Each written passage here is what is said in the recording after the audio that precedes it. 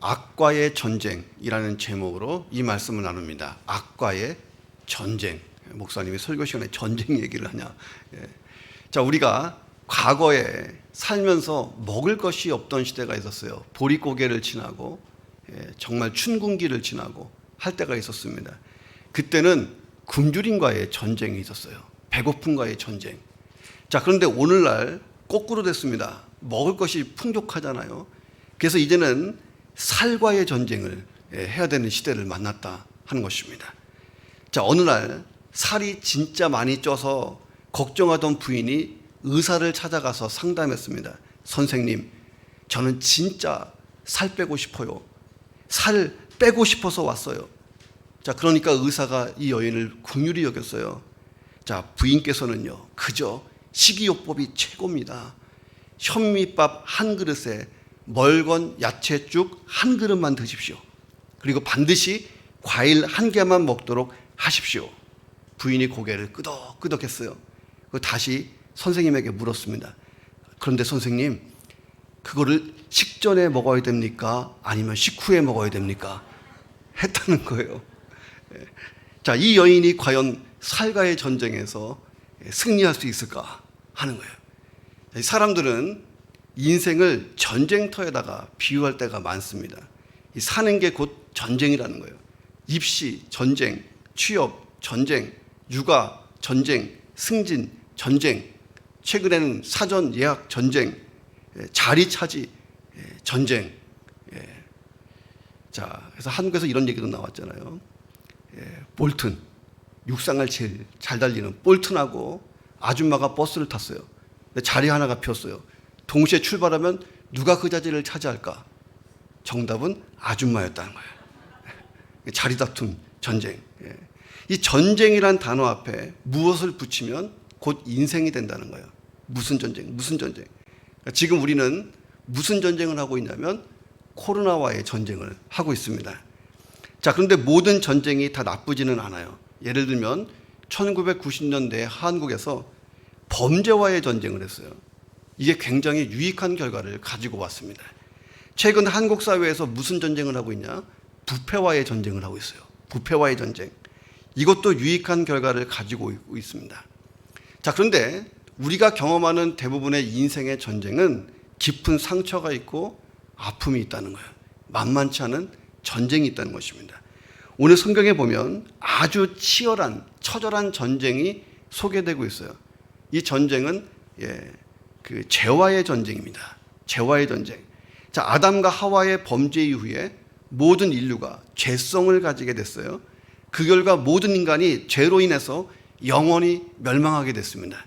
자, 그런데 예수 그리스도를 믿고 구원받은 사람은 죄 사함을 받아서 영원한 생명을 얻었습니다. 자, 이때부터 그리스도인은 두 가지 전쟁을 치른다는 거예요. 하나는 뭐냐면 내 안에서 계속 올라오는 죄를 짓고 싶은 욕망, 이 죄 짓고 싶어서 어쩔 줄 몰라 하는 이 욕망과의 전쟁을 예수님 오실 때까지, 천국 갈 때까지 해야 된다는 거예요. 또 하나의 전쟁은 뭐냐면 세상이 죄악으로 가득 차 있기 때문에 세상과의 전쟁을 해야 됩니다. 어디 나가도 죄악 천지예요. 죄악 천지인 세상과 전쟁을 해야 된다. 하나님을 대적하고 하나님 말씀을 거부하고 선하고 거룩한 것을 싫어하는 세상과 전쟁을 해야 된다는 거예요. 두 가지 전쟁. 나와의 전쟁, 세상과의 전쟁. 이게 그리스도인의 전쟁이라는 것입니다. 자, 그런데 그 뒤에는 마귀가 있고 그 모든 악한 세력들이 역사하고 있다는 거예요. 자, 그래서 우리가 때로는 악한 사람들을 만나서 고통당할 때가 있고 악한 환경을 만나서 고통당할 때가 있다는 거예요. 예수님 오셔야 끝나요. 자, 그런데 한 가지 결정된 게 뭐냐면 마귀와 그 모든 악한 세력들이 예수 그리스도에게 패했고 영원히 멸망당할 존재가 됐다는 것입니다. 저는 우리는 이 사실을 믿는 거예요. 이 땅에 여전히 악이 가득하지만 예수님이 재림하는 재림의 날, 최후의 심판 날에 악이라는 것은 다 사라진다는 거예요. 자, 구원받은 사람들은 하나님 나라에 들어갈 수 있지만 마귀와 모든 악한 세력과 악인들이 영원히 타는 불못 지옥에 들어가기 때문에 분리돼 버리는 거예요. 성경은 분리된다고 그러잖아요. 양과 염소가 분리되고 가라지와 알곡이 싹 분리되고 이렇게 되는 것입니다. 자, 우리가 구원받았고 하나님의 자녀고 하나님 나라의 백성이고, 자, 그런데 여전히 이 땅에 있을 때 악과 전쟁을 치른다는 거예요. 악과. 자, 그런데 그 어떤 악도 우리를 영원히 이기지 못하는 줄로 믿습니다. 자, 우리는 오히려 이런 악과의 전쟁을 통해서 예수님을 닮아가게 돼요. 자, 이것을 성화의 기적을 이룬다 그래요. 내가 예수님 닮는 거예요. 악한 세상 속에서 싸워가면서. 자, 진정한 그리스도인이라면 이 악과의 전쟁, 이거 잘 치러야 된다 하는 것입니다. 자, 오늘 본문에 보면 다윗, 하나님이 정말 인정하신 다윗도 악과의 전쟁을 치르고 있었습니다. 하나님의 신실한 종 다윗조차도 악과의 전쟁에서 자유하지 못했다는 거예요. 그러니까 모두가 이 전쟁을 해야 된다는 것입니다. 자, 그런데 다윗이 이 전쟁에서 물러나지 않고 담대히 싸워서 이 전쟁을 이겼다는 거예요. 그리고 우리에게 승리의 비결은 여기에 있습니다 하고 교훈을 남겨준 것, 이게 오늘 본문의 말씀이에요. 자, 다윗이 무슨 전쟁을 하고 있었냐? 다윗에게 아들이 있었잖아요. 압살롬. 이 아들이 아주 패형무도한 아들이었습니다. 이 압살롬이요, 아버지를 반역하는 날이 왔어요. 이게 다윗 인생 최악의 날이었습니다. 아들이 아버지를 죽이겠다고 반역한 것도 힘든데 평소에 믿었던 신하들이 상당수가 다 압살롬 쪽에 붙었습니다. 반역이 일어날 때에 왕궁 안에 어떤 사람이 내 편인지 적인지 분간이 안 가는 거예요. 자, 그래서 다윗이 쿠데타가 일어나자마자 황급히 도망칩니다. 얼마나 빨리 도망쳤냐면 신발도 못 신고 맨발로 도망갔어요. 다윗 왕이 정신없이 도망치다 보니까 마하나임이라는 곳에 당도하게 됐습니다. 조금만 더 가면 광야고 사막이에요. 그리고 언제 반란군이 들이닥쳐서 공격할지 모르는 생명이 위급한, 왔다 갔다 하는 상황이 오늘 본문의 상황이었습니다. 자, 과거에도 다윗은 왕이 되기 전에 선왕이었던 사울 왕의 시기심을 많이 받았잖아요. 오랜 세월 동안 도망 다녀야서 했어요. 도망자로 살았습니다. 수없이 죽을 고비를 넘겼어요. 이방 민족과 전쟁을 수도 없이 하면서 죽을 고비를 많이 넘긴 사람이 다윗입니다. 자, 그런데 지금 이 상황은 다윗이 맞이한 인생의 최악의 상황 중에서도 가장 최악이었다는 거예요. 자, 그런데 다윗은요, 생각해 봤어요. 과거에 내 생명을 지켜주신 그 하나님밖에 없는 거예요. 하나님을 다시 의지하고 이 전쟁을 치르게 됩니다. 자, 혹시 내가 어떤 악한 사람 때문에 고통당하고 있는가? 내가 어떤 악한 환경 때문에 내가 고생을 하고 있는가? 자, 그렇다면요, 다윗의 이야기를 잘 들어봐야 돼요. 자, 우리가 다윗을 통해서 악과의 전쟁에서 어떻게 승리할 수 있을지를 자, 몇 가지로 배운다는 것입니다. 자, 악과의 전쟁에서 어떻게 승리할 수 있을까? 첫 번째 비결이 두려움을 경계하는 거다. 두려움을 내 안에서 내보내야 됩니다. 두려움을 경계하자. 자, 세계적인 정복가 나폴레옹에게 누군가가 이런 질문을 했어요. 당신의 일생 중에 가장 무섭고 가장 불안한 때가 언제였습니까? 나폴레옹에게 물어본 거예요. 나폴레옹이 답을 하는데 답변이 아주 의외였습니다. 일주일에 한 번 이발사를 불러서 수염 깎을 때, 이때가 제일 무섭습니다. 이유가 뭐냐면 이발사가요, 적들의 꼬임에 빠져서 첩자가 되지 않았을까? 이게 가장 두려운 거예요. 그래서 날카로운 면도칼로 수염을 깎다가 갑자기 목을 푹 찌르지 않을까? 나폴레옹도 두려워했다는 거예요. 이발사를. 천하를 정복했던 나폴레옹, 이발사를 두려워했다는 거예요. 죽음에 대한 두려움과 염려 속에 살았다는 것입니다. 자, 그런데 다윗이 그보다 더한 큰 두려움 속에서도 하나님 안에서 이겨낸 줄로 믿습니다. 자, 1절에 다윗이 이렇게 고백해요. 하나님이여, 내가 근심하는 소리를 들으십시오 라고 기도합니다. 근심이라고 하는 단어 속에 다윗이 내적으로 갈등하는 것, 분노하는 것, 격정을 막 터뜨린 것, 탄식하는 것, 이 모든 마음의 상태를 다 보여주는 단어가 근심이었다는 거예요. 다윗은 하나님 앞에 나아가서 솔직하게 자기의 심경을 그대로 표출한 것입니다. 자, 성숙한 신앙인과요, 미성숙한 신앙인의 차이점이 어디냐? 바로 여기 있다는 거예요. 이 시점. 미성숙한 신앙인은요, 근심하는 소리가 들리면 이 근심하는 소리를요, 사람에게 쏟아놔요. 사람에게 가져가서 막 퍼붓습니다. 이게 미성숙한 신앙이네요. 그 사람은 누구냐? 믿을 만한 사람에게 가서 말하고, 능력 있는 사람을 찾아가고, 도와줄 수 있는 사람을 찾아가서 하소연합니다. 이게 미성숙한 신앙이네요. 자, 왜 그럴까? 이 사람이 하나님보다 커 보이는 거예요. 사람을 의지합니다. 자, 하나님께 기도하는 것보다 그 사람을 찾아가서 부탁하는 게 더 효율적이라고 생각을 하는 거예요. 자, 진짜 그러냐? 그렇지가 않습니다. 예. 우리가 얼마나 사람을 의지하다가 실망한 적이 많은가를 생각해 보세요. 자, 1시간 뒤에 일어날 일도 제대로 알지 못하는 사람을 하나님보다 더 의지하는 게 이게 얼마나 어리석냐는 거예요. 자, 내가 의지하는 그 사람도 자기가 해결하지 못하는 자기 문제가 있어요. 사람마다 그 사람의 문제가 또 있는 것입니다. 자, 그래서 우리 속담에 이런 말이 있는 거예요. 내 코가 석자다. 예. 내 코가 석자다. 자기 일 해결하기도 버거워서 남을 돌보기가 어렵다 하는 뜻입니다. 자, 죽음의 문제를 해결할 수 있는 사람은 아무도 없어요. 내가 아무리 누구를 의지해도 그 사람은 한계적인 사람입니다. 그럼 그 사람을 하나님보다 의지한다면 이게 미성숙한 신앙이라는 거예요. 더 나아가면 불신앙이다 하는 것입니다. 성숙한 신앙인은 어떤 사람이냐? 그 어떤 사람보다 하나님이 가장 크게 보이는 사람인 줄로 믿습니다. 자, 그래서 그 사람은요, 환난을 당하고 근심이 있을 때 사람을 찾지 않아요. 하나님께 가서 근심을 쏟아 넣는 거예요. 다윗이 그렇게 하잖아요. 자, 나는 어느 쪽인가? 큰일 당하면 사람에게 먼저 쫓아가느냐, 내가 교회 와서 하나님 앞에 기도하느냐, 이게 내가 성숙하냐 미성숙하냐를 결정한다는 것입니다. 다윗은 구체적으로 하나님께 간청합니다. 우리 2절 같이 읽어보겠습니다. 주는 시작. 주는 악을 꾀하는 자들의 음모에서 나를 숨겨주시고 악을 행하는 자들의 소동에서 나를 감추어 주옵소서.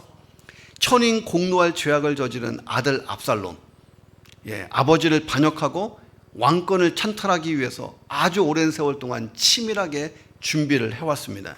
자기 나름대로 자기 세력을 키운 다음에 많은 사람을 포섭했어요. 수많은 악인들이 압살롬에게 모여서 음모를 꾸미기 시작했습니다. 정말 꼼짝없이 당할 정도로 다윗은 이 상황을 전혀 인지하지 못했다는 거예요. 자, 압살롬은 때가 됐다 판단하니까 그때 급반란을 일으켰어요. 갑자기 한밤중에 큰 소동이 벌어집니다. 다윗의 말대로 이 악인들의 음모와 소동은 끝나질 줄을 모르고 계속 이어졌어요. 자, 서서히 다윗의 생명을 빼앗고자 마하나임을 향해서 오기 시작합니다. 자, 다급해진 다윗이 하나님께 기도하는 거예요. 원수의 두려움에서 나의 생명을 보존하십시오. 다윗이 진짜 큰 두려움에 빠진 것입니다. 다윗이 누굽니까? 수많은 전장에서 승리하고 싸웠던 용사였어요. 골리앗도 이겼지만 모든 전쟁에서 연승했던 사람입니다. 산전 수전 다 겪은 전쟁 영웅 다윗 왕이었어요. 근데 다윗이 이 순간에는 가장 크게 두려워했다는 거예요. 이 두려움이 얼마나 무시무시한 것인지 상상이 된다는 거예요. 다윗이 뭘 상상하고 있었냐면 마하나임으로 그 군대, 쿠데타 반란군이 쳐들어오는 것이 상상이 됐다 하는 것입니다. 자, 실제적인 위기가 일어나지 않았지만 위기보다 더 큰 심각한 피해를 주는 게 뭐냐면 미리 겁먹는 거예요. 이 두려움이 문제인 것입니다. 저도 학창 시절에 단체로 선생님한테 매 맞을 때가 있어요. 요즘 같으면 경찰에 신고당합니다. 쫙 줄 서서 그냥 빠따 한 대씩 팍팍 맞는데 딱 매를 맞을 때는요 안 아파요. 그렇게 심각하게 아프지 않습니다. 그냥 따끔거리고 말죠. 그렇게 세게도 안 때리세요. 자, 근데 뭐가 무섭냐면 매 맞는 순서 기다리는 게 힘든 거예요. 빡빡빡빡 앞에서 맞으면 기다리는 게 힘든 거지. 매에 대한 두려움이 이게 엄습하잖아요. 막상 맞으면 괜찮은데. 그래서 매도 먼저 맞는 것이 낫다는 말이 있는 겁니다. 그러니까 미국의 경제공황이 닥쳐서 암흑의 시간을 막 지나갈 때에 루스벨트 대통령이 한 말이 있어요. 자, 우리가 단지 두려워할 것이 있다면 두려움 그 자체입니다. 두려움을 쫓아버리자 했던 캐치프레이즈가 있는 거예요. 자, 스스로 목숨을 끊는 사람은요, 당장 그 일이 일어났기 때문에 끊는 게 아니에요. 미래에 대한 두려움 때문에 고통스러워하다가 죽음을 택하는 거예요. 자신이 없는 거예요. 자, 그렇게 이 두려움이요, 파괴적이라는 거예요. 파괴적인 거. 자, 그래서 성경에서 하나님이 430번을 넘게 두려워하지 말라. 430번을 넘게 말씀하셨어요. 창세기부터 계시록까지. 두려워하지 마라. 두려워하지 마라. 자, 예수님께서도 제자들에게 너희는 마음에 근심하지도 말고 두려워하지도 말라. 이렇게 말씀하십니다. 자, 성경에 보면 다윗이 이 모든 위기에서 승리했다라고 나옵니다. 진짜? 성경을 잘 모르시는 분들은 오늘 집에 가서 사무엘 하를 이렇게 쭉 보면 야, 다윗이 진짜 이 쿠데타에서 벗어납니다. 비결이 뭐냐? 어떤 상황 속에서도 다윗은 하나님을 가장 크게 본 줄로 믿습니다. 죽음의 위기 속에서 구원하신 하나님, 과거에도 구원하신 그 하나님을 철저하게 의지하는 거예요. 자, 하나님이 어떤 상황보다 커야 내 마음속에 두려움이 없어지는 거예요. 어떤 상황, 어떤 사람보다 하나님이 작잖아요. 난 두려워하는 거예요. 하나님이 가장 크게 보일 때 이 두려움이 사라집니다. 내가 하나님을 완전히 신뢰하지 못하면 두려움이 우리를 지배하기 시작해요. 자, 그리고 부정적인 생각이 들어가요. 그리고 바른 판단을 못해요. 그러니까 주저앉는 것입니다. 자, 그런데 다윗은 이 상황에서 하나님이 상황보다 크게 보인 거예요. 자, 이와 유사한 상황에서 다윗이 쓴 시편이 있는데 시편 27편 1절에 이렇게 되어 있습니다. 여호와는 나의 빛이요 나의 구원이시니 내가 누구를 두려워하리요. 여호와는 내 생명의 능력이시니 내가 누구를 무서워하리요. 다윗의 고백이에요. 아까의 전쟁에서 제일 중요한 것, 두려움을 이겨내는 것인 줄로 믿습니다. 어떻게? 어떤 사람보다, 어떤 환경보다 하나님이 커 보여야 내 안의 두려움은 떠나는 것입니다. 우리가 하나님 안에서 모든 두려움을 쫓아버리고 어떤 악과의 전쟁에서도 승리하시기를 주의 이름으로 축원합니다. 자, 악과의 전쟁에서 어떻게 승리할 수 있을까? 두 번째는 하나님의 공의를 신뢰해야 돼요. 하나님은 공의로우시다. 이거를 꽉 붙들어야 악과의 전쟁에서는 이기는 것입니다. 자, 이런 넌센스 퀴즈가 있어요. 넌센스 퀴즈예요. 심각하게 안 들어도 된다는 얘기예요. 자, 어느 집에 불이 났어요. 그래서 불 끄기 위해서 소방서가 출동했습니다. 자, 그런데 그날따라 바람이 세게 불어가지고 이 불이 옆집에 옮겨 붙었습니다. 그러니까 양쪽 집이 크게 불났어요. 소방관이 도착했을 때 과연 어느 집 불을 먼저 꺼야 할까요? 자, 심각하게 생각하지 마세요. 이게 넌센스 퀴즈예요. 정답이 뭐냐? 돈봉투 준 집부터. 이게 뭐냐면 이게 지금 우리 사회를 얘기하는 거예요. 세상은 정의롭지 못하고 공정하지 못하기 때문에 시끄러운 거예요. 지금도. 예. 한국 선거철 됐지만 얼마나 시끄러워요. 공정, 정의 이 얘기만 하잖아요. 자, 성경에 보면 하나님은 영원히 공의로우시다라고 선포되어 있어요. 다윗은 세상의 공의보다 하나님의 공의를 믿었어요. 이 모든 일의 판단자는 하나님이시고 결과도 하나님이 내신다. 당시 상황에서 보면 세상 사람들은 압살롬을 의인이라고 생각했어요. 아버지가 오죽이나 점했으면 아들이 아버지를 쳤겠어? 다윗을 죄인 취급했습니다. 압살롬을 의인 취급하고. 자, 그래서 압살롬의 반역을 옳다라고 생각했습니다. 자, 다윗은 발람군의 악행에 대해서 3절에 이렇게 고백합니다. 하나님, 그들이 칼같이 자기 혀를 연마합니다. 화살같이 독한 말로 나를 겨누고 있습니다. 가만히 보면 칼을 사용하기 전에 뭘 하냐면요, 칼을 날카롭게 연마하잖아요. 자, 화살이 치명적이기 위해서는요, 화살에다가 독을 발라요. 이건 뭐냐면 남을 죽일 준비를 하는 거잖아요. 다윗이 반란군들이 짓거리는 입의 말, 이 말을 날카로운 칼과 독화살에 비유했어요. 반란군이 떠들었던 그 소리가 큰 상처가 된 거예요. 독한 화살, 날카로운 칼처럼. 자, 사람의 생명을 쉽게 빼앗을 수 있는 아주 치명적인 도구였습니다. 자, 반란군들이요, 백성들을 사악한 말로 꼬셨어요. 모든 많은 백성들이요, 반 다윗파에 합세해 버렸습니다. 다윗이 얼마나 주눅들었겠어요. 다윗이 더 이상 재기하지 못하도록 만드는 게 악인들의 목표였습니다. 모든 상황이 다윗에게 불리하게 돌아가요. 자, 그런데 하나님의 판단은 달랐다는 거예요. 자, 압살롬의 반역은 잘못된 일이고 하나님의 공의의 심판이 있을 것이라고 예고합니다. 7절과 8절 같이 읽어보겠습니다. 그러나 시작. 그러나 하나님이 그들을 쏘시리니 그들이 갑자기 화살에 상하리로다. 이러므로 그들이 엎드러지리니 그들의 혀가 그들을 해함이라. 요 구절 잘 보세요. 아주 재미있는 결론이 있습니다.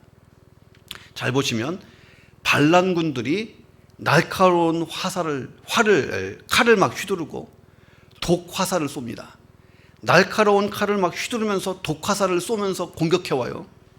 자, 그런데 그들이 갑자기 어떤 화살에 맞아서 상했습니다. 죽었어요. 이런 거예요. 이 악한 반란군 뒤에서 저격수가 있었던 거예요. 저격수. 이 저격수는 누구였을까? 자, 다윗이 심어놓은 군사였냐? 아니에요. 이 저격수는 하나님이었어요. 하나님. 자, 갑자기 쓰러뜨린 이 화살은 하나님이 쏘신 화살이에요. 갑자기. 자, 악인들의 전혀 예상하지 못하는 이 화살에 맞아서 죽는다는 거예요. 전혀 예기치 못하는 상황에서 갑자기 하나님의 심판을 받고 악인들이 죽게 될 것이라고 하나님이 예고하시는 말씀입니다. 실제로 다윗의 원수였던 압살롬과 반대파 이 쿠데타 세력이요, 하나님의 심판을 받고 갑자기 죽음을 맞습니다. 자, 다윗은 그들의 혀가 스스로를 해했다라고 말합니다. 자, 다윗을 해하기 위해서 준비한 독한 말과 칼과 화살, 도리어 자기를 망하게 하는 원인이 됐다는 거예요. 하나님이 이 전쟁을 끝내셨다는 것입니다. 자, 하나님은요, 심은 대로 거두게 하세요. 자, 그래서 다윗은 그 하나님의 공의에 호소한 거예요. 자, 우리가 살면서 악한 사람들, 악한 환경에 모함도 받고 공격을 받을 때가 있어요. 악한 환경 때문에 내가 곤경에 처할 수도 있습니다. 이때 우리가 초점을 둬야 되는 게 뭐냐면 악한 사람, 악한 환경이 얼마나 강력한가, 이건 중요하지가 않다는 거예요. 자, 그 순간에 나는 의인인가, 이게 더 중요한 거예요. 자, 하나님은요, 누구 편이냐면 의인의 편인 줄로 믿습니다. 내가 악한 환경에 있다면, 공격받고 있다면 내가 의인이 되는 게 굉장히 중요해요. 달리 말하면 이런 상황 속에서 내가 하나님 편에 서 있기만 하면 이 상황은 하나님이 해결하시는 줄로 믿습니다.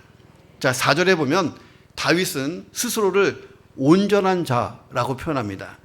악인들이 온전한 자, 나 다윗에게 독화살을 쏘고 있다라고 하나님께 얘기 드린 거예요. 자, 다윗도 죄와 허물이 참 많은 사람이죠.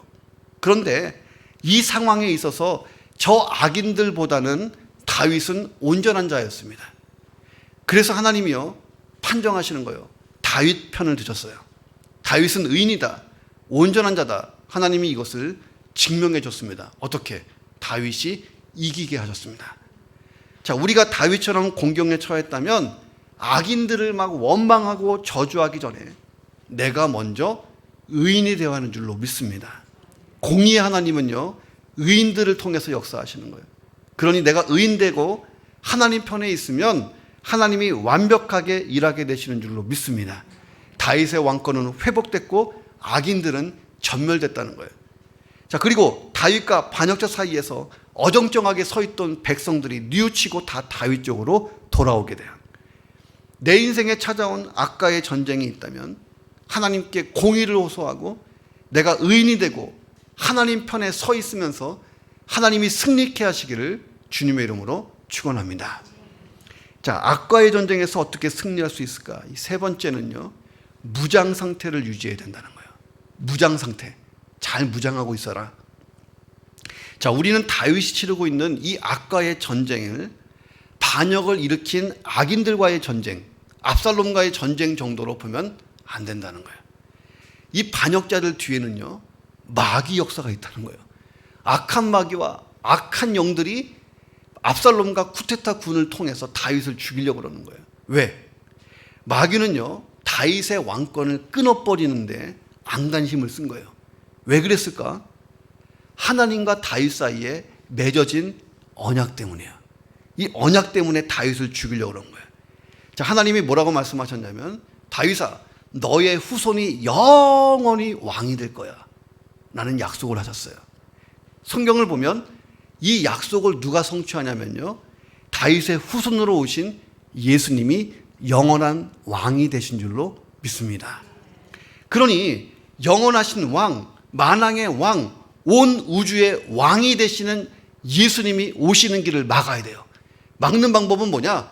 다윗의 왕권을 끊어버리는 것입니다. 마귀는 예수 그리스도의 오심을 막는 게 목표예요. 그러니 다윗의 후손으로 오신다고 했으니 다윗을 없애버리는 게 마귀의 목표였습니다. 자, 그런데 예수님이 이 땅에 오시면 마귀와 그 모든 악한 세력은 다 심판받고 영원히 타는 불못 지옥에 던져질 거예요. 마귀가 제일 무서워하는 대상은 예수 그리스도예요. 그러니까 예수 그리스도가 오시지 못하게 다윗을 죽여야 돼요. 방법이 뭐냐? 그 사악한 아들 압살롬을 이용했다는 거예요. 자, 모든 악인들, 모든 악한 상황 뒤에는 그래서 마귀와 악한 영들이 있는 거예요. 자, 마귀와 악한 영은요, 죄가 없는 곳에서는 활동을 못해요. 죄 있는 곳에서 활동을 합니다. 자, 그러므로 우리가 악인들과 악한 일들과 악한 상황들과 전쟁을 할 때는 마귀까지 고려해야 돼요. 승리 방법이 뭐냐? 마귀를 이길 수 있게 무장해야 될 줄로 믿습니다. 자, 다윗은 악인들의 공격 방법에 대해서 알고 있었어요. 4절에 보니까 숨은 곳에서 나를 쏘고 있습니다 라고 고백을 해요. 자, 악인들은요, 숨은 곳에서 공격해요. 얼마나 비열한지 몰라요.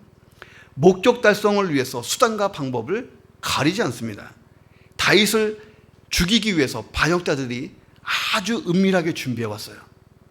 그리고 다윗의 신하 중에 압살롬 편의 선자들이 다윗에게는 폐하, 왕이시오, 더 열심히 했을 거예요. 거짓 평화를 보였을 것입니다. 그리고 다윗이 무장해제하고 있을 때 다윗이 속수무책으로 당하게끔 갑자기 친 것입니다. 자, 우리의 최대의 적이 누구냐? 마귀와 그 악한 세력들이에요. 그들의 목표는 뭐냐? 나를 망하게 하는 것입니다. 방법이 뭐냐? 숨어서 활을 쏴요. 그러니 평소에 잘 대비하지 않으면요, 이게 속수무책으로 당하는 것입니다. 자, 그래서 바울은 에베소서 6장 14절부터 17절에서 전신갑주를 입어야 된다라고 말합니다. 이 전신갑주에 대해서 우리가 한번 성경을 읽어보겠습니다. 진리로, 시작. 진리로 너리 허리를 띠고 의의 호신경을 붙이고 평안의 복음이 준비한 것으로 신을 신고 모든 것 위에 믿음의 방패를 가지고 이로써 능히 악한 자의 모든 불화살을 소멸하고 구원의 투구와 성령의 검 곧 하나님의 말씀을 가지라. 이 전신갑주에 대해서 제가 나중에 설교할 날이 있을 거예요. 완전 무장하라는 거예요. 왜? 지금은 영적 전투 중이라는 거예요. 예수님이 재림하셔야 이 전쟁이 끝나요. 전쟁 중에 가장 무식한 군인이 뭐냐면요, 무장 해제하는 거예요. 무장을 해제하고 있는 거예요. 이 군인은 어리석고 위험합니다. 자, 무장을 우리가 해제해야 될 때는 언제냐면 싸움이 끝났을 때 해제하는 거예요. 언제 싸움이 끝납니까? 최후 승리의 날이 와야 끝나는 줄로 믿습니다. 예수님이 다시 오시는 날, 하나님이 세상을 심판하는 날까지 우리가 무장하고 있어야 돼요. 자, 그렇지 않으면 적의 공격에 거꾸로 무장 해제도 당한다는 거예요. 적의 공격을 받고 무장 해제를 당하는 것도 문제고, 적을 경계하지 않고 무장을 스스로 푸는 것도 문제라는 거예요. 나의 영적인 상태, 무장 상태는 어떤가? 잘 무장해서 악과의 전쟁에서 이기시기를 주의 이름으로 축원합니다. 자, 악과의 전쟁에서 자, 어떻게 승리할 수 있을까? 이 네 번째는 선한 연합을 이루어야 된다는 거예요. 선한 연합, 굉장히 중요합니다. 자, 지난 8월 12일 날 한국의 청주시에 소재한 아파트 7층에서 큰 불이 났어요. 삽시간에 아파트 전체로 연기가 뒤덮였습니다. 30명의 주민들이 대낮에 긴급 대피하고 아수라장이 됐어요. 이 과정에서 13명의 연기를 흡입하고 부상당해서 실려갔습니다. 자, 그런데 불이 난 그 집에서 한 청년이 창문에 매달린 거예요. 봐도 끔찍해. 매달려 있었어요. 이 정신이 없는 상황에서 주민 중에 한 사람이 집에 가서 매트리스를 들고 나온 거예요. 침대 매트리스. 자, 그러니까 다른 주민들도 한 마음이 돼서 다 집에 들어가서 이불을 다 들고 나왔어요. 산더미 같이 쌓아놨습니다. 큰 이불 하나를 펴가지고 이 청년이 떨어질 것을 대비해서 붙들고 있었어요. 어떻게 됐을까?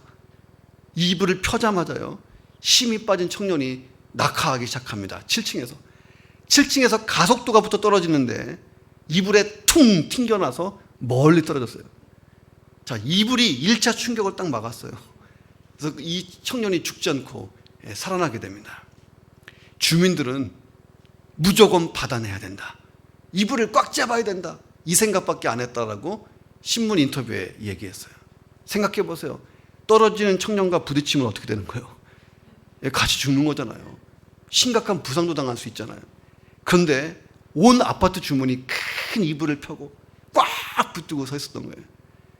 이게 선한연합이라는 거예요. 선한연합이라는 것은 죽을 사람도 살리는 위대한 힘이 있습니다. 자, 그런데 거꾸로 악한 사람들이 연합을 하면요, 살 사람도 죽이는 현상이 일어난다는 거예요. 교회 안에서도 마찬가지예요. 선하게 연합하면 사람을 살리지만 우리가 남을 비방하고 욕하고 뒷담화하고 이게 꾸미기 시작하면요, 사람은 죽일 수 있는 거예요. 한국 사회하고 일본 사회의 큰 문제점이 뭐냐면 집단으로 사람을 괴롭히는 게 문제잖아요. 학교에서도 그렇죠. 학폭, 요즘에 학폭이 얼마나 심각해요. 직장에서도, 동네에서도, 군대 가도 사람 모이는 곳에 이 집단 괴롭힘이 항상 있다는 거예요. 자, 그 결과 심한 우울증에 걸리고 외상후 스트레스에 걸려가지고 스스로 목숨을 끊는 사람이 얼마나 많은지 모릅니다. 다윗도 악한 연합에 의해서 생명이 끊어질 뻔했잖아요. 5절에 보니까 그들은 악한 목적으로 서로 격려한다 라고 다윗이 말했어요. 자, 우리가요, 혼자서 악을 행하려면 쉽지 않아. 그래서 집단으로 악을 행할 때는요, 담대해져요. 그래서 한국에 남자들 군대 갔다 오면 예비군 훈련 가요. 그 다음에는 동원예비군. 동원예비군에 가면 처음에는 괜찮아요. 이 사람들이 다 모이면 그때부터 완전히 개가 돼요.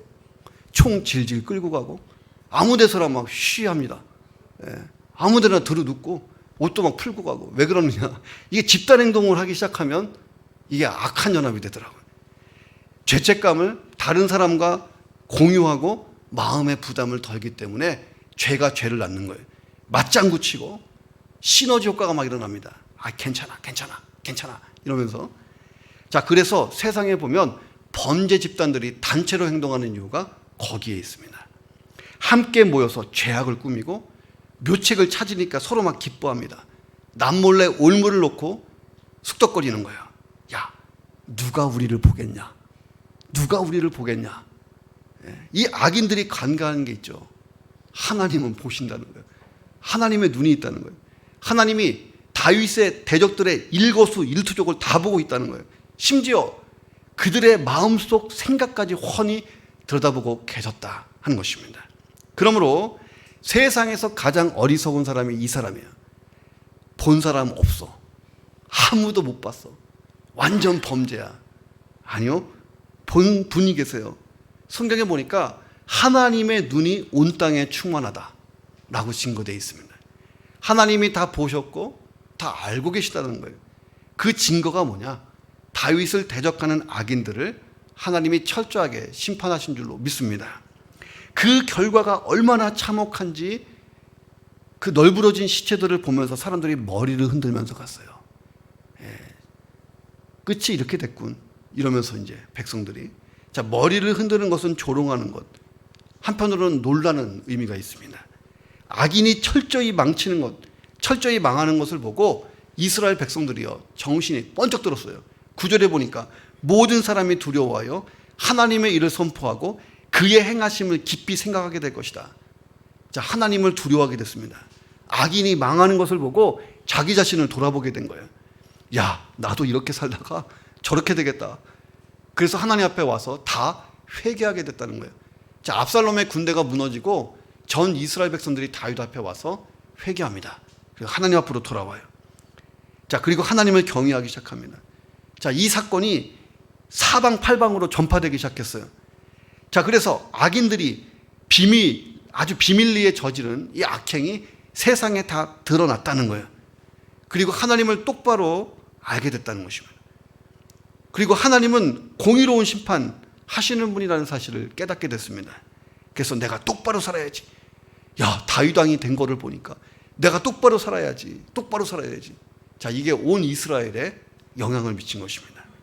자, 완벽한 다윗의 승리였는 줄로 믿습니다.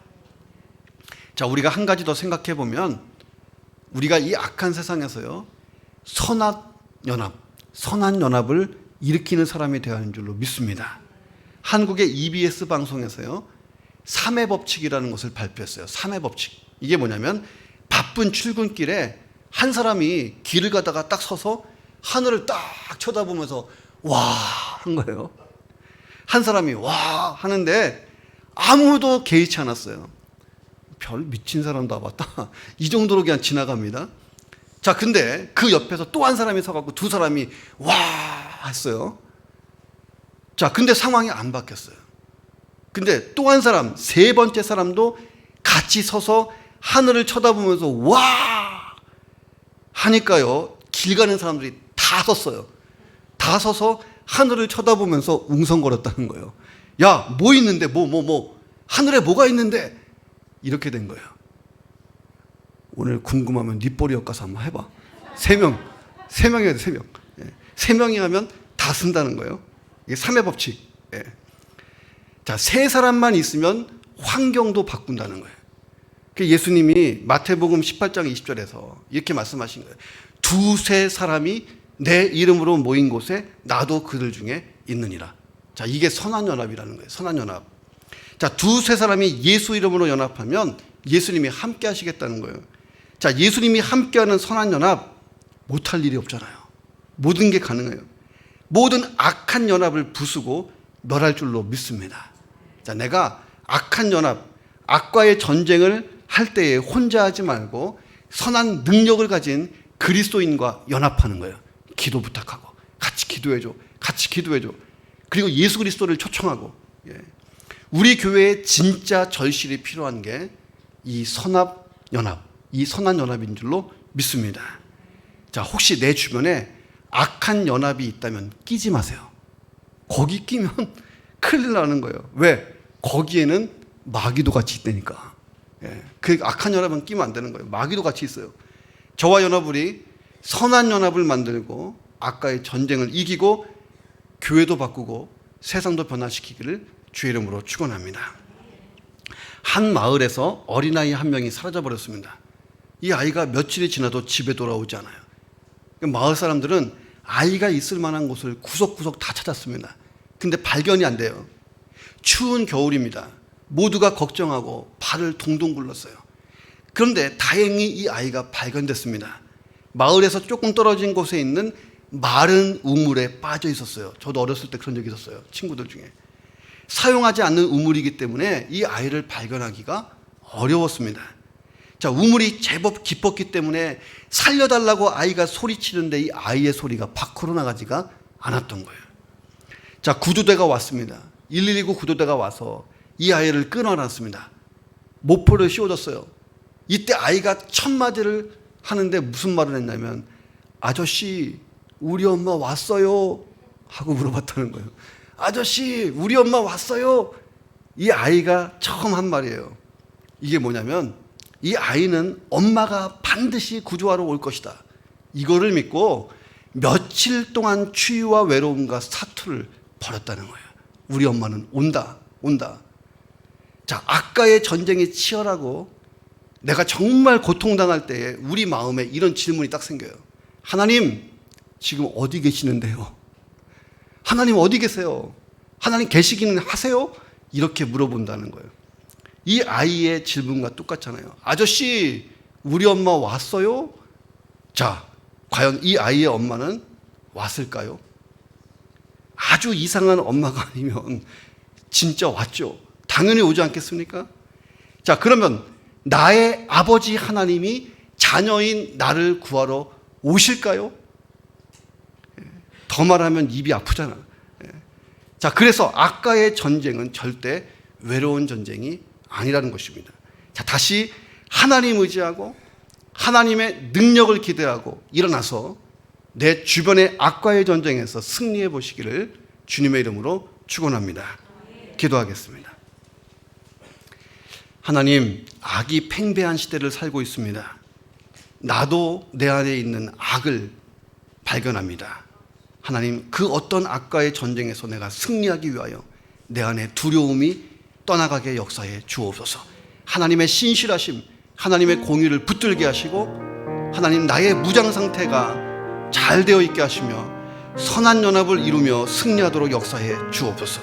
우리 한번 통성으로 기도하겠습니다. 하나님 아버지, 감사합니다. 그렇습니다. 우리가 이 모든 악한 연합을 이길 수 있는 하나님, 두려움을 이겨내고 하나님의 공의를 붙들고 하나님이 함께 하심을 믿고 하나님, 나의 무정 상태, 영적인 상태 하나님 잘 준비시켜서 아버지 이겨내게 역사해 주옵소서. 악한 영들에게 무릎을 꿇는 내 인생이 아니고 하나님 지배하게 도와주옵소서. 세상을 변화시키고 가정을 변화시키고 내 직장과 일터와 사업장과 만나는 모든 사람을 변화시킬 수 있는 선한 그리스도인, 능력 있는 그리스도인으로 살 수 있도록 역사하시고 역사해 주옵소서. 선한 연합이 우리 가운데 일어나기를 간절히 원하오니 붙들어 주시옵소서.